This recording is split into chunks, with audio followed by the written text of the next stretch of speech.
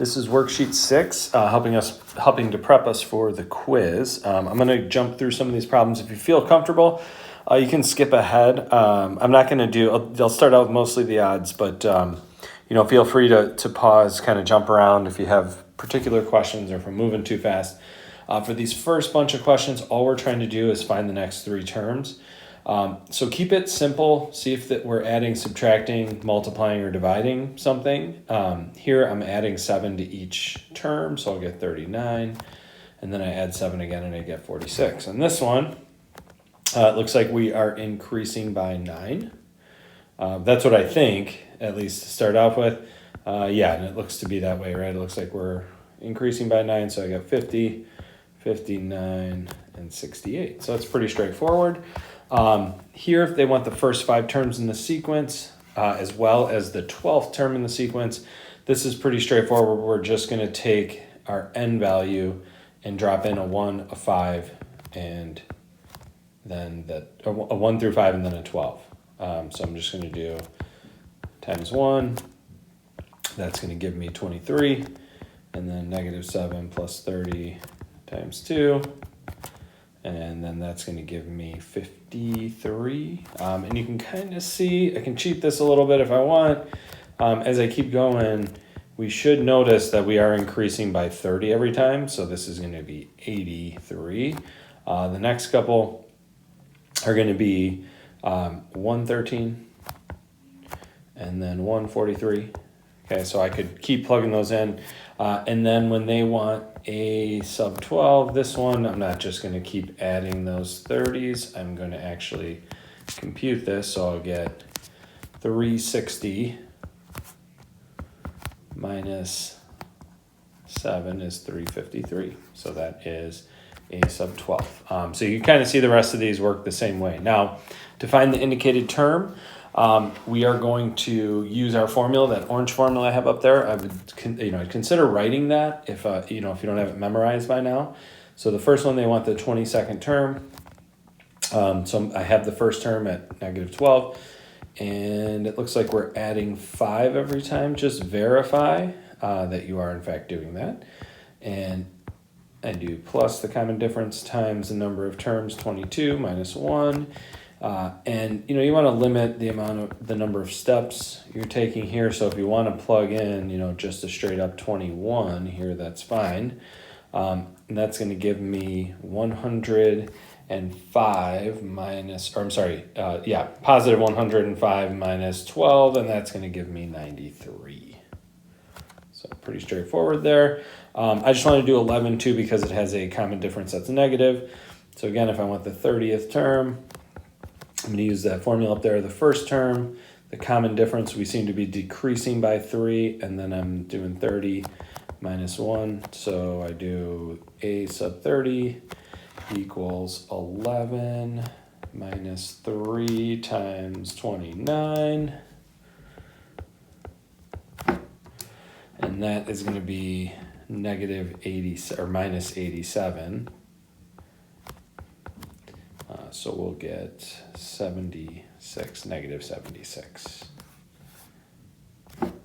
All right, so now we're going to move on, and they want us to come up with a rule. And a rule just means we have the first, we have our common difference, right? So we're adding 2. We have our first term here at 33, and that's all we really care about is we want to write this rule. So I'm going to say that the nth term, any term in the sequence, can be obtained by taking the first term times plus the common difference times n minus 1. We can simplify this a little bit here by doing 2n minus 2, combining any like terms, and then we'll get 2n plus 31. Okay, so that's all we want to do for these. Just make sure you write these in kind of the general form. That's it. So you're not solving anything, but if I asked you to find a particular term, you could easily find that problem.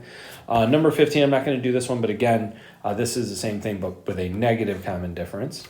And then you can kind of see that we have those terms there. Now, the arithmetic means, remember, they want us to find, all these are going to be found the same way, but basically they're going to give us this first term, they're going to give us another term, And we're saying that there are 4 terms in between that we don't know. We're trying to figure those out, right? And if I knew the common difference, that would be easy.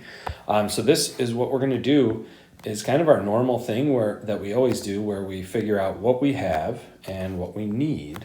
And in this case,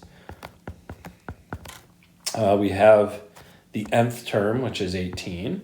We have the first term, which is negative 22. We know that we have, according to these terms, right, I have my first term and then my sixth term, right? So this would be the second, third, fourth, fifth, sixth term. So there are 6 terms there. We're just looking at that segment of the sequence. And then we're just going to plug in our formula. And we get negative 22 here, plus the common difference of, not n, 6 minus 1. So I can do 2 things at once here. I'm going to add that 22 over. This is going to be 5d, and my common difference is 8. So negative 22 plus 8 would be negative 14. And then we're going to add 8, so it's going to be negative 6. Then we add 8, that's going to be 2, 10. And then that will get us back to 18. So I'm pretty sure I'm good here. This is your answer though, right? Those are the arithmetic means, these numbers that are in between. Okay, so just those 4 numbers. Now, to find the sum, we're just going to use our sum formula. Pretty straightforward. This one, to find the sum of the first 7 terms, we're going to end up with, again, we have 7 terms. So n divided by 2, first term plus the last term. And then here, you could do this however you want to do it. You could leave it as 7 over 2. You could write this as 3.5, whatever works for you. But when we multiply it, we should end up with a nice whole number. Do 3.5 times 76, and to get 266 as the sum of the first 7 terms. And that's it. All right. Now, a different version of this same formula, we're going to evaluate this series. So you can tell here, we need to find our 2 terms. We need to find a sub 1 and a sub 9, because we're finding the first 9 terms there. So I do 9 times 1 minus 17. So they're going to make me find this first. 9 times 9 minus 17. So 81 minus 17, that is going to give us 64, right? And then we're just going to use our sum formula. So that is my sum of the first 9 terms is equal to 9 over 2, negative 8 plus 64. So this is going to be, and I could just call this 4.5. And then we'll call this 56, positive 56, because that's what it is. So I do 56 times 4.5, and I get the sum of the first 9 terms is equal to 252, okay? So that's it. So these are just some problems, but they're not really telling us what to do. Now, our final problem we'll do here is the number of terms determine the number of terms. We don't know. We know the sum, we know the first, we know the n. We just don't know what n is. So again, what do we have? And we look at what we have here. We have the first term, so it's negative 21. We have the nth term, negative 91. We don't have the difference, and we don't have the number of terms, but we do have the sum. So I can work backward from the sum, because if I get if I use the sum, I can figure out the number of terms in that sequence. So we're just going to do the sum formula. Right, so it's n over 2, the first term, plus the nth term, which we don't know how many terms that is, but we have the basics that we need here. So I'm going to have negative 616 is equal to, we don't know what this is yet. We're going to do negative 21 plus negative 91. So that's negative 616. And we're going to have n over 2, and then we're going to end up with 121 in there. And when we do that, 112, excuse me.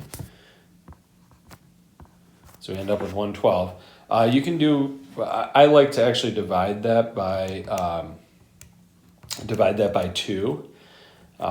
So then I end up with just negative 56 or n, and that's negative 616. So we're going to do negative 616 divided by 56, and that is 11. So there are 11 terms in this sequence. Okay.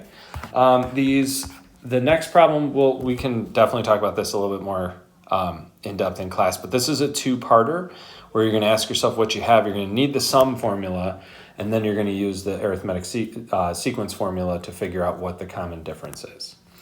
Thanks for watching this video, and